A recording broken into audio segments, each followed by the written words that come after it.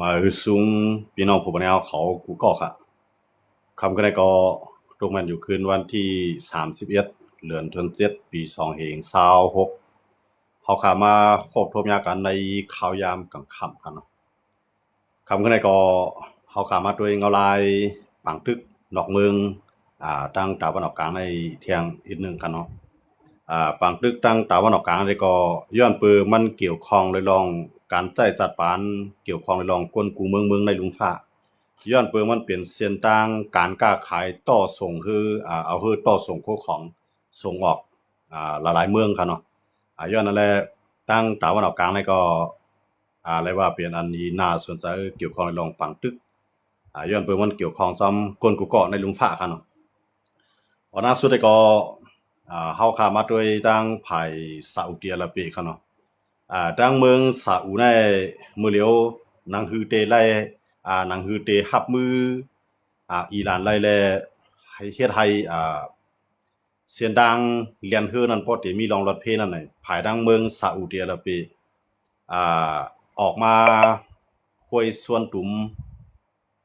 กูเมืองค่ะเนาะทั้งหมดทั้งสิ้นก็จะมีอยู่14เมืองอันนั้นมาค่อยเป็นการสึกกันตาได้รับมือตึกอิหร่านตั้งหน้าค่ะเนาะสังเกตว่าอิหร่านได้ได้สืบปันแห่งจุมฮูตีอันนั้นก็จุมอันอยู่ที่ในเมืองอิรักเสียแลมาปิกปางหลายแหลงอันนั้นก็ปางหลายแคริบเบียนอันนั้นก็ปางหลายเมดิเตอร์เรเนียนปางหลายกูดีๆซึ่งในมันเป็นปางหลายอันกูเมืองติดใจคือต่อต่างโคของอำว่าได้เป็นน้ำมันเนี่ย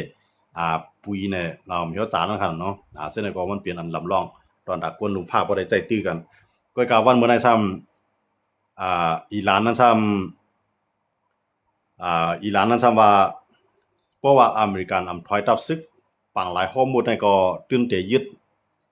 ปีกตายเปียดนี่ย้อนนั้นแหละตั้งภายซาอุเขาก็บ่ได้ไปให้อเมริกันเฮ็ดการภายเร็วก็ได้ก็มันได้เพียงพอนั่นขนาดเนาะย้อนเปืออเมริกันนี่ก็มันมีปัญหาภายในการเมืองของเขาแล้วก็ได้มีกวนเมืองอ่าในหูปากใน60ปูนยาวค่ะเนาะในเมืองอเมริกันในที่ฮันดีที่ประธานาธิบดีโดนัลด์ทรัมป์ก็เฮ็ดปางตึกต่ออิหร่านนั่นคั่นเนาะย้อนนั่นแหละว่าประธานาธิบดีโดนัลด์ทรัมป์ก็บ่ได้เอาเมืองเหลียวเสเข้าแก้ปัญหาได้ก็มันได้ยาวไลย้อนว่าภายทางอิหร่านนี่ก็เลยตั้งใจทำดีเคหรือรัสเซียนั่นคั่นเนาะแล้วก็อเมริกันก็ตั้งหนึงก็รู้จ่อยยูเครนตั้งหนึงก็รู้จ่อยอิสราเอลทางด้านหนึงก็ซ้ำเข้าปางตึกต่ออิหร่านเนี่ยอันนี้ก็เฮ็ดให้อเมริกันได้รายจ่ายตื้อแฮงเงินนำแฮงป้วนให้ก็ตั้งภายคนเมืองอเมริกันในโหปากใน60ปุ่นในอำพันเดียวนั่นขนาดเนาะย้อนอะไรเพราะเลือกตั้งมากเลือกตั้งกลางเทอมเนี่ยแทงหลายเรือนตั้งนานนี่ก็วันที่เลือกตั้งพอเลือกตั้งมาประธานาธิบดีโดนัลด์ทรัมป์ก็ซ้ำโกซุ่มปางเลือกตั้งย้อนเบิ่งในปืนอเมริกันเขาส่วนใหญ่นี่ก็มันก็เตรียมพอมีเลือกตั้ง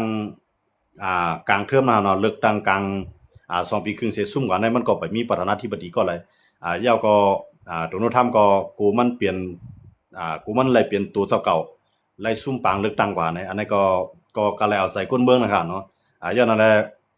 ประธานาธิบดีโดนัลด์ทรัมป์ก็จังได้มาข้องหา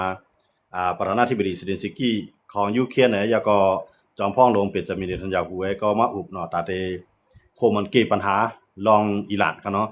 กำไรเพราะว่ายูเครนตั้งอิสราเอลเข้ามาอย่างนั้นเนี่ยที่มีปะทางเรื่องซาอุเนาะกำไรอเมริกันเนี่ยก็ไล่ครบทบกันตั้งเจ้าใจซาอุค่ะเนาะแล้วก็ว่าสินั้นก็เจ้าใจเมืองซาอุดิอาระเบียก็เลยมาคุยส่วนตุ่ม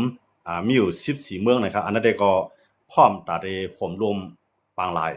อันว่าที่เป็นปางหลายอันว่าที่เป็นปางหลายฮอมหมดเนี่ยปางหลายเลียงเนี่ยอันว่าที่เป็นปางหลาย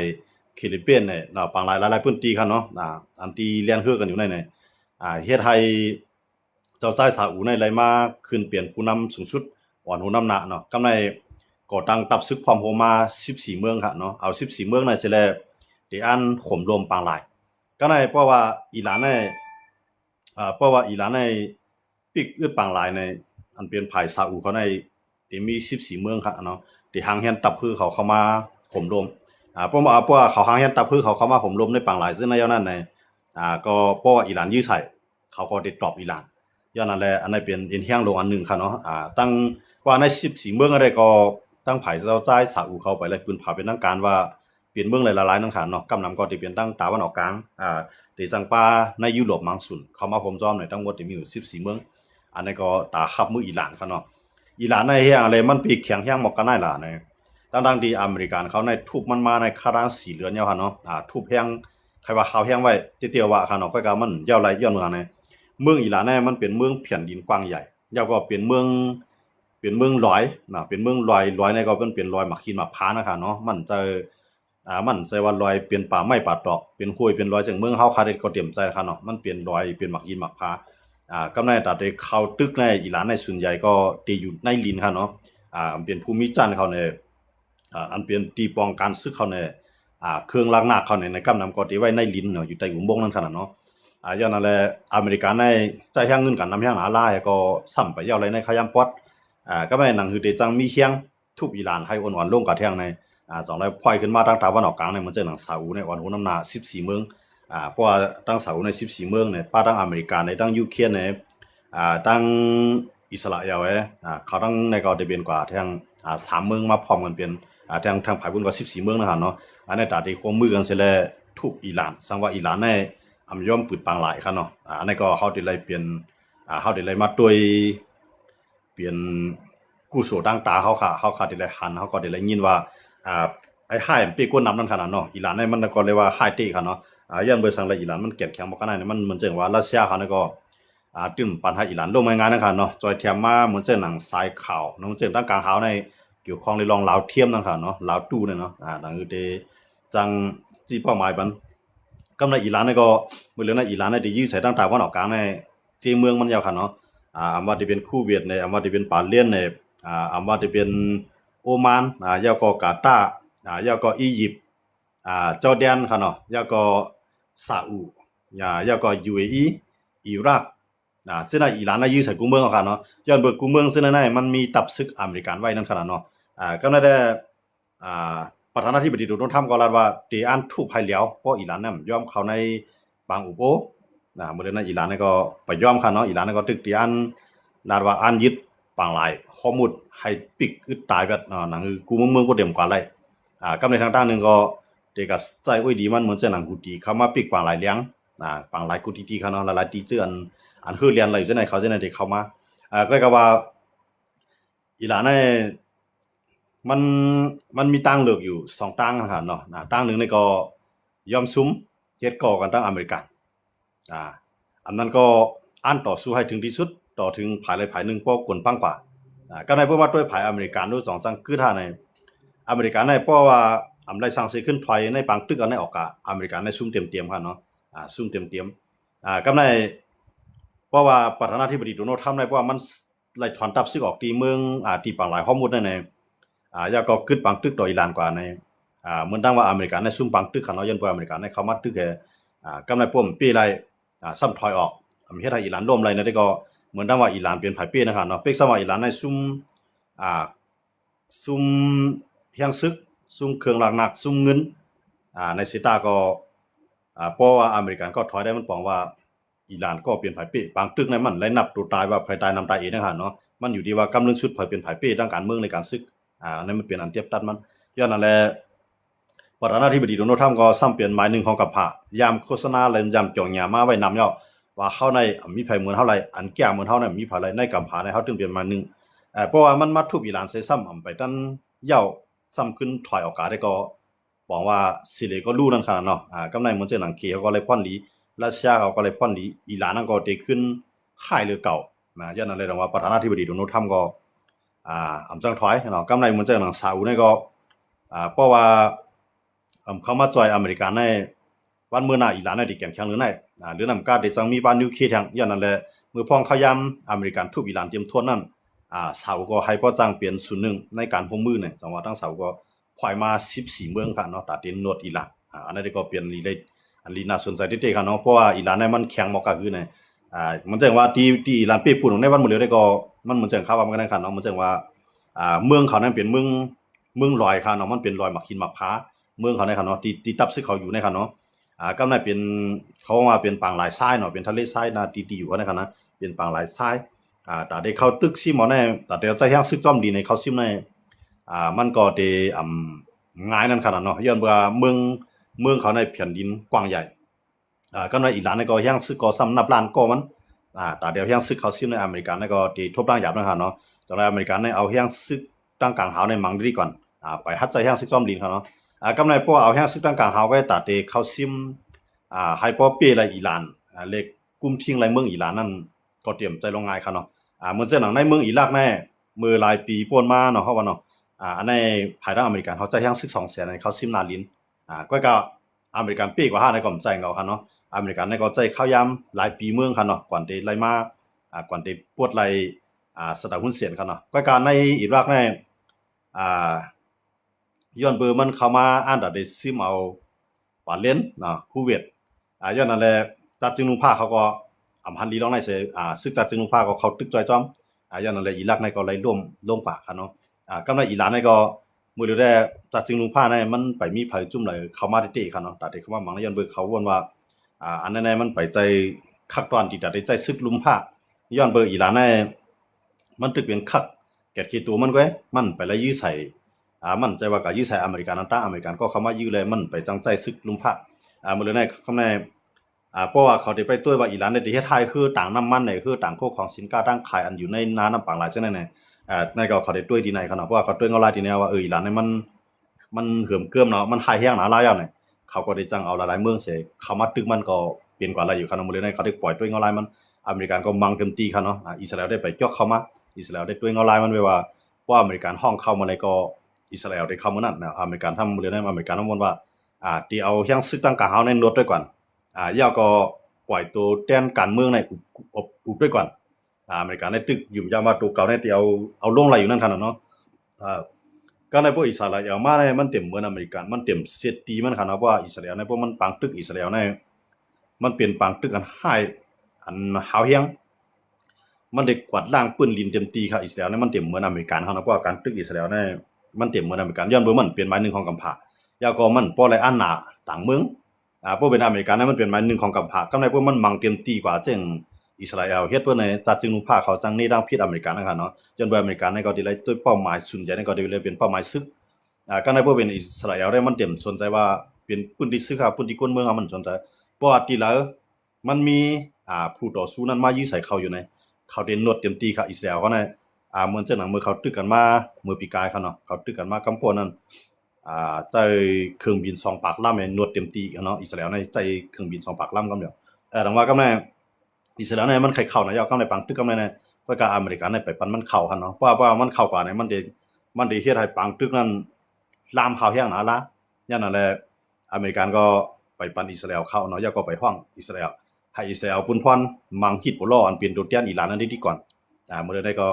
อันเป็นฮิตบ่รอนั่นก็เลยว่ายอมซุ่มนำเอาคั่นเนาะยอมซุ่มบันอิสราเอลนำเอาอย่างคือในย้อนบ่อิสราเอลในยึดนาลินในนำคั่นเนาะอิสราเอลในยึดนาลินในเลบานอนในนำเอาอันเป็นพื้นที่ฮิตบ่รอเขาอันเป็นตัวแทนอิหร่านนะครับเนาะอิสราเอลในยึดเลยนำหนาเอากำในอิสราเอลก็ตกลงกันตั้งลงปองซึ่งเลบานอนก็ไม่ลงปองซึ่งเลบานอนก็เอายังซึกเข้ามากุมกำและตกลงตั้งลงปองซึ่งอิสราเอลนั่นคั่นเนาะว่าฮิตบุลอในพื้นที่ในเตรียมและมีซึกฮิตบุลอเข้ามาอยู่เยอะปุนพรในแถวอาปันลงปองซึ่งเลบานอนแต่และมีซึกลงปองซึ่งไว้ที่ในเตรียมและมีซึกลูกพื้นเหมือนจังหนังฮิตบุลอกำในตั้งอเมริกันก็ปันแห้งลองในคั่นเนาะปันแห้งให้ลงปองซึ่งเลบานอนในก็เข้ามาเอาที่อยู่แดนกำในให้อิสราเอลในถอยออกปันอิสราเอลก็ย่อมถอยเขาก็ในเนาะย่อมถอยมามังสุนก็ว่ามันจะถอนทั้งหมดของเขาเนาะย่อมถอยออกในเมืองเลบานอนบางส่วนที่พื้นที่ฮิตบุลอกุ้มกำนั้นเอาเป็นพื้นที่ของหลวงบองซึ่งเลบานอนกุ้มกำกว่าแล้วก็ฮิตบุลอก็เลยถอยกันนะครับเนาะมื้อนี้ได้บอกว่าตัวแทนของอิหร่านนั้นอ่อนลงกว่าแห่งเท่ๆกันเนาะก็ในซ้ำได้มีลองคืบหน้าทางในเมืองปาเลสไตน์เมืองปาเลสไตน์นี่ก็จะเป็นที่ซันกาซาเนาะเวียดแป้งคั่นเนาะที่นั่นอันเป็นที่กาซานะครับเนาะที่นั่นตั้งจุ่มหามาดเขาก็ออกมาปืนเผาว่าพร้อมต่อได้ยอมซุ่มได้วางกองกลางก็มีข้อเรียกรายว่าให้อิสราเอลในถอนออกในพื้นที่นั้นมื้อนั้นอิสราเอลในไปหับปากอิสราเอลแล้วว่าที่อุปกันด้วยเที่ยงลองกูย่อยๆมันก่อนก็จุ่มหามาดได้ปองว่ายอมซุ่มนั่นคั่นเนาะจนได้ยอมวางกองกลางกำในอเมริกันเขาก็ปล่อยตัวแทนเขาเข้ามาเนาะยาวก็ตั้งจัดจึงลูกพาหลายๆเมืองก็ปล่อยตัวแทนเข้ามายาวก็มาพึกปัน กวนซึกกวนเมืองปาเลสไตน์เนาะให้แก่คิดตัวเก่าไล่ด้วยเกี่ยวข้องหามาดเต็มเลยมายุ่งซ่อมการเมืองอันไหนนะครับเนาะก็ได้อันเป็นตำรวจเจแต่ได้กลุ่มด้วยถึงในเมืองในก็อันเป็นจุ่มตัดจึงพาเขาหลายๆเมืองในเพิ่นมาสอนปันแล้วก็ปองว่าลองคืบหน้าตั้งหามาดในก็มีลองคืบหน้านำค่ะเนาะหามาดก็พร้อมตัดได้วางกองกลางเพราะว่าหามาดวางกองกลางปุ๊บในอันเป็นซะอิหร่านน่ะมีในเมืองปาเลสไตน์นะมีก็มันมีแฮงซึกเมื่อตั้งในอิสราเอลในใจแฮงซึก2ปีปลายค่ะเนาะตาได้ทุบเปียดหามาดกวนปังในใจแฮงซึกตั้งนำตั้งหลายค่ะเนาะอยากก็ใจขยามใน2ปีปลายจำหิม3ปีค่ะเนาะต่อถึงมื้อเร็วก็ไปเยาลีก็การมื้อได้มือว่าค่ะเนาะมีลองปืนเผาออกมาอย่าว่าหามาดพร้อมตัดได้วางกองกลางแล้วเพราะหามาดวางกองกลางก็บอกว่าอิสราเอลก็ได้เลยถอยมื้อนั้นอิสราเอลในตึกต่อรองอยู่ว่าให้หามาดวางกองกลางตั้งก่อนอิสราเอลต้องได้ถอยก็ในหามาดก็รัดว่าให้อิสราเอลในถอยออกตั้งก่อนเฮาต้องได้วางกองอันนี้มันลงวางกองได้หับปากเอาใกล้กับว่ามันถึงมีลองเซตกาสิคู่กันว่าพอได้วางตั้งไปนั่นค่ะเนาะเพราะว่าหามาดวางกองกลางหามาดก็สำไว้ใจว่ากูอิสราเอลเนี่ยมันถอยออกมาก็ในจัดจึงนุพาในคำว่าเป็นสักเสหลักฐานมันค่ะเนาะว่าเพราะว่าอิสราเอลถอยออกกันเลยหามาดบ้างในบอกว่าหามาดเป็นภัยพิษอิสราเอลขึ้นทุบได้เต็มที่มันก็ได้เป็นอย่างนั้นแต่ว่ามื้อนี้หามาดก็ไว้ใจอิสราเอลนะก็อิสราเอลถอยค่ะเนาะให้อิสราเอลถอยมาก่อนก็ในอิสราเอลก็เราว่าให้หามาดได้วางก่อนตั้งก่อนนั่นเป็นสิทธิ์การสิทธิ์คู่กันนั่นค่ะเนาะก็หามาดได้รับปากว่าที่วางก็มันมีรองแหลกลายอยู่นั่นค่ะเนาะแต่ว่าในดูแทนอิหร่านในอันนั้นก็อ่อนเลยว่าอ่อนเสียมกล้าถึงที่จันที่ร่วมค่ะเนาะหามาดในค่ะเนาะถึงจันที่ร่วมลงว่าเพราะมันวางกองกลางก็มันเตรียมอะไรมามีอาณาประวัติการเมืองในปาเลสไตน์เนี่ยอิสราเอลก็ได้ไล่ถอนทัพซึกออกมาบางส่วนเฮ็ดนั้นค่ะเนาะอันนั้นก็เป็นรองคืบหน้าตั้งตะวันออกกลางอันนั้นเป็นตัวแทนของอิหร่านครับหามาดก็เป็นจุ่มใหญ่จุ่มนึงอิสราเอลในใจยังซึกตั้งนำตั้งหลายค่ะเนาะนับโคเสียนมันค่ะเนาะความหวังในเมืองปาเลสไตน์ในค่าดัง2ปีปลายเนาะตึกที่ยาวไรในค่าดังหลายเรื่องตั้งนานนั่นนะครับเนาะอันนั้นได้มื้อเดียวก็มันเป็นขั้นตอนการที่โอ้กันนี่ก็ตัดได้ตกลงกันอิสราเอลได้ถอยถึงดีเลยทีแล้วแล้วก็หามาดในวางกองกลางในเป็นวันหลายเนี่ยมันเป็นขั้นตอนการโอ้กันก็หามาดได้รับปากว่าพร้อมตัดได้วางกองแล้วก็มันมีรองแหลกหลายอยู่ในอิดอ่อนนั่นขนาดเนาะอันนั้นก็บอกว่าตัวแทนอิหร่านนั้นไกวลงกันทั้งจุ่มนึงก็ในฮิซบุลลอฮ์นั้นรู้เนี่ยฮิซบุลลอฮ์ในอิสราเอลในยึดเข้ากันในเมืองเลบานอนในเรียกว่าตั้งไกลมาในหมอก35ลักนะครับเนาะตั้งลึกเข้ากันในเมืองเลบานอนครับเนาะยึดเข้ากันก็ในพอยึดเข้ากันในอันเป็นตั้งปอดซานเนาะปอดไตเนาะปอดซานของเลบานอนนั้นมันเป็นอิสราเอลก็ยึดไว้ก็ในอิสราเอลก็ยึดไว้แล้วก็มันมีอเมริกันในคำว่าอุปรมครั้งเนาะให้อเมริกันให้อิสราเอลยอมถอยปืนตีนในเอาอาปันฮิซบุลลอฮ์อันนี้ก็ตกลงกันกว่าแล้วครับเนาะปองว่าอิสราเอลก็ยอมถอยมาพ้องแล้วก็เอาอันที่ก็ยึดไว้ตั้งปอดซานของเลบานอนนั่นก็ขึ้นเอาอาปันในลงบองซึ่งเลบานอนกว่าเนาะย้อนไปลงบองซึ่งเลบานอนในดั้งอิสราเอลเนี่ยเขาก็เฮ็ดโกกันอยู่นั่นครับเนาะก็ในอันเป็นมันได้มีอันเป็นลงบองซึ่งเลบานอนเนี่ยมันเป็นซุนนีก็ในอันเป็นฮิซบุลลอฮ์ในซ้ำเป็นชีอะห์ก็ในชีอะห์ในซ้ำเป็นเครือข่ายเดียวกันตั้งอิหร่านเนาะอันเป็นเจ้าชีอะห์ทั้งหลายเนี่ยมันเป็นอิหร่านเนี่ยเป็นเงาเป็นกันมันพยุมยามเนื้อซุนนีก็ได้เกื้องกว่าทั้งเกื้องนึงพยุมยามเนื้อชีอะห์ก็ได้มาหาอิหร่านก็ในมันได้มีอยู่ในเมืองต่างในมันได้มีในซีเรียอันนั้นก็ยุมยามเนื้อชีอะห์ก็เป็นอีหยังตอนดาชีอะห์อิหร่านนั่นคั่นเนาะก็ในเมืองอิรักก็ได้มีอยู่จุ่มอยู่กองกลางจุ่มนึงอันนั้นก็เป็นเจ้าชีอะห์อันนั้นก็จุกอยู่ภาคอิรักก็ในเมืองเลบานอนนั้นก็ได้มีอยู่ฮิซบุลลอฮ์นะที่นั่นก็ได้อยู่อันเป็นชีอะห์ก็จุกอยู่ภาคอิหร่านอันเป็นซุนนีก็จุกอยู่ภาคอเมริกันเขานำคั่นเนาะมันเป็นจังได๋ก็ในเมืองเยเมนนั้นก็ได้มีซุนนีและชีอะห์อันเป็นซุนนีนั้นเอาตั้งใจทำที่ซาอุแล้วก็เลยเป็นลงบองซึ่งเลยเป็นลงบองซึ่งเยเมนคั่นเนาะก็ในอันเป็นชีอะห์นั้นซ้ำเอาตั้งใจทำไปอิหร่านก็เลยเป็นภายลูกเพิ่นก็ในอิหร่านนั้นมันได้วางไว้ตัวแทนมันจังได๋คั่นเนาะหนังคือมันได้มีอาณาประวัติในตะวันออกกลางนั่นมันวางจุ่มอยู่กองกลางที่แล้วคือเลยจุ่มเลยที่หันลีเนื้อแนวตั้งอันชีอะห์เฮ็ดเนาะอันชีอะห์เขาเฮ็ดนั้นให้กว่าแนวตั้งอิหร่านมันมีหลายๆเมืองออกมาเฮ็ดจอมจังได๋บอกว่ามันวางไว้4พื้นที่ไว้หมดเลยในตัวแทนอิหร่านในญาติทุกอย่างน่ะกูภายคั่นเนาะอันอิสราเอลทุบได้มันได้มีอยู่2ภายอันแห้งๆคั่นเนาะหามาดได้บอกว่าจำกวายนั่นคั่นเนาะฮิซบุลลอฮ์นี่ก็ เลยว่าซุ่มนำอ่ะอันนั้นเป็นอิสราเอลปุ่นพ่อในทุกก็ในตั้งมันจะมีทางในเมืองเยเมนครับเนาะในเมืองเยเมนและในเมืองอิรักจะมี2จุ่มก็ในอิรักในซาอุและอเมริกาในโคมมือในทุบเต็มที่อันนั้นก็เป็นจุ่มเอ็นแห้งใหญ่อันปันแห้งอิหร่านนั่นก็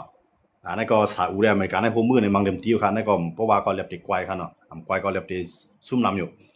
ก็ในเมืองเยเมนในห้ำมันจะมีทางจุ่มหูดีเนาะจุ่มหูดีในก็เอาตั้งใจทำดีหลานเต็มทั่วน้ำมันตั้งครับเนาะแล้วก็มีปุ่นควันตัดได้ปิกปางหลายเลี้ยงก็ในซาอุในก็ปันแห้งลงปองซึ่งเยเมนก็ในลงปองซึ่งเยเมนก็มาทุบหูดีนะทุบหูดีก็ในลงปองซึ่งซาอุนั้นก็ทุบทางตั้งหนึ่งตีมปางหลายเลี้ยงบอกว่าซาอุเนี่ยปุ่นพ่อในทุบแบบตัวเตี้ยนอิหร่าน2 ฝ่ายก็การซาอุในไปยื้ออิหร่านกำซื้อครับเนาะอันซาอุวางแผนได้ก็ตัดได้โคม14เมืองไงก็ติเคียงต้าต่ออิหร่านเนาะอันนั้นอิหร่านเนี่ยก็เลยว่าตียกย่อยครับเพราะว่ามันยาใส่ซาอุเนี่ยครับนะซาอุเนี่ยมัน1เปลี่ยนเมืองสะเท2เปลี่ยนเมืองแผ่นดินกว้างใหญ่นะยาก็มีแห่งซึกแข็งกับในอิหร่านเนี่ยมันได้รับมือภายลาในได้รับมือกาตาร์ได้รับมือจอร์แดนได้รับมืออียิปต์ได้รับมือลิเบียเมืองเช่นนั้นมันจะเป็นโอลีของซาอุหมดครับเนาะเมืองต้านในเขาเช่นไหนเขาได้ย่อมอยู่กึ่งกลางเตรียมป้อป้าใจภายหลังนั่นขนาดเนาะวนว่ามันติอุกันไรวนว่าอิหร่านเนี่ยเตรียมยื้อใส่เขากำในอิหร่านว่าสูมาปันตับซึ่งอเมริกันตั้งในเมืองสูกอบสูเหมือนตั้งเป็นผู้เขียนเฮาย่าว่าอิหร่านนำกับมักมันว่าเขาเป็นผู้เขียนย้อนเหมือนเช่นนั้นเลยเมืองเช่นนั้นก็เลยขึ้นตาได้ขึ้นอยู่รอดในก็เลยโฮมมือแบบซาอุเนาะเลยโฮมมือกันตั้งซาอุแบบเพราะตั้งนานเพราะว่าอิหร่านทุบใส่คือในปังหลายเช่นนั้นที่เป็นซาอุในก่อนโฮเซเด็กเขามาทุบกำในเหมือนเจ้าหนัง UAE เนาะ UAE ได้ตั้งซาอุเนี่ยเขาก็เป็นมหาอำนาจหนังกันหนังเก่าตั้งตะวันออกกลางแล้วก็ UAE นะครับสมัยยืมมืออิสราเอลเนาะกำในซาอุนั่นได้มันก็เมียนกันตั้งอิสราเอลเนาะย้อนอะไรตรงว่าย้อนเบอร์สังเลยซาอุได้ตั้งอิสราเอลเนี่ยเมียนกันหลานเนี่ยย้อนเบอร์ซาอุเนี่ยคล้ายให้ปาเลสไตน์เนี่ยตั้งเป็นเมืองก้อนขอยาวก็ห้องภาพปันหรือนำก็อัมปอเซเนต่อจุ่มหามัดก็การสมาเซเนต่ออิสราเอลที่นั่นเลยคำเมียนกันนะครับเนาะก็การอเมริกันท่านว่าตั้งแต่วันออกกลางในเปิดอิสราเอลเลยซาอุมาควบมือกันในเลยว่าเป็นอันตับซึกันแข่งที่เดียวเลยกูพาย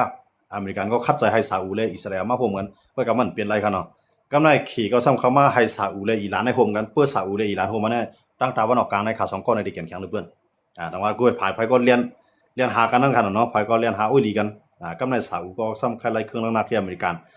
มังเมียวก็อเมริกันก็เตรียมปันได้พวกปันได้ซาอุก็เหมือนเสียงว่าตีน้อยอกมองใจอีดอนเนี่ยก็ตีเลียนหาขี่เอาขี่ในมามีอเมริกันนั่นคืออเมริกันในตีปันซาอุให้นั่นนะครับเนาะแต่ว่าในมันเป็นล็อกไล่เรียนการเมืองเอาภายหนึ่งมาค่าน้ำหนักต่อภายหนึ่งเพราะว่าภายในเรียบตีซุ้มอ้อยดีกว่ามันก็ตีเนียดปันเครื่องนักมันขายปันนะครับเนาะมันจะเป็นลายก็อันนี้ก็เขาคำว่าด้วยในตั้งแต่วันออกกลางในหมดเลยในปากตึกกันมาในมันไปเตียกเปลี่ยนไพ่เปลี่ยนตัวไว้ครับเนาะมันไปเตรียมตัวไว้มันหมังได้มันหมังกันมันยุ่งใหญ่กันหมดมันว่ามันพ่วงกันหมดมันปล่อยกันหมดนะครับเนาะกำไรดังอิรักในก็เหมือนตั้งในก็มันก็เย็นไว้อยู่นะจุ่มอันยิบกองกลางอันอยู่ภายอิหร่านนี่ก็พร้อมตัดได้เข้าตึกตับซึกอเมริกันในกำไรอเมริกันก็หันว่าตั้งซาอุตั้งเข้าในลูกโฮมในทุบแบบอันอยู่จำเข้าในก่อนคือตั้งอิหร่านกว่ามังเป็ดอ้อยลีของอิหร่านที่อันอยู่ในเมืองอิรักเนาะอันนี้ได้ก็ใจขยามอยู่วัน2 วันในทุบก็ขึ้นเย็นนั้นขึ้นครับเนาะก็อิหร่านท่านว่าเพราะว่าอเมริกันเขาซาอุเขามายื้อใส่อ้อยลีเขาก็ได้ยื้อใส่อ้อยลีของอเมริกันกำลังอิหร่านนี่ก็ขึ้นยื้อใส่ดินในเมืองจอร์แดนครับเนาะจอร์แดนนี่ก็ที่เฮ็ดให้มีตับซึกอเมริกันตายกว่าแท้งครับเนาะดังนั้นก็ไม่ตุนโนทรัมป์นี่ก็ขึ้นบางแท้งแต่ว่าตุนโนทรัมป์ได้มันได้ใจลอกลาย1ในตึก2ในอุบมันได้ใจลอกลาย2เมียวใน3มาในหลอกนะอันหลอกนั่นเองมันจะมีนำออกก็หลอกก็มันป้อนนะครับเนาะหลอกก็อิหร่านเนี่ยมันกลัวยันอะไรนะว่ากระไรใจห้างซึกแต่ว่าที่ไหนได้เพราะว่ามันได้10เป็นตัวไหนกว่าที่ก็อิหร่านเนี่ยเท่าเดี๋ยวหันมันรวมในข้าวยำพวกไก่ครับเนาะเพราะว่ามันได้ใจลอกลายหายไอ้ตีมังก้นนำได้มันเต็มพออยู่มือเดียวในมันก็อยู่กับหลักขี่เนี่ยเขาจะมากกันร้อยๆนะมือเดียวในมันมีข่าวออกมาว่าขี่ในจอยมาเครื่องหนักปันที่อิหร่านกำในรัสเซียก็จอยมากเครื่องหนักบันทีละแต่ว่าอเมริกันก็ด้วยว่าเพราะว่าที่ให้ขี่เข้ามายุงจ้อมให้ในที่ก็อเมริกันในก็ได้จังหาลอกไล่เอาดังฟิลิปปินส์เขาเนี่ยเอาดังไต้หวันเขาเนี่ยเอาดังเจ้าปานเขาเนี่ยมีเฮียงขึ้นมาตัดได้ทับมือขี่นะแต่ว่ามันจะเป็นจังได๋แต่ว่าขี่เนี่ยมันก็ เพราะว่ามันในทางไปวนเฮาเขียนได้มันก็ใครวนว่าซื้อมาก็ยาอิหร่านได้เปอเมริกันได้มีก้วยกาหนังคืออิหร่านที่อยู่ระยาวพึงดันหือก็ได้เป็นพ่อนีดาเมืองเคนำดันนั้น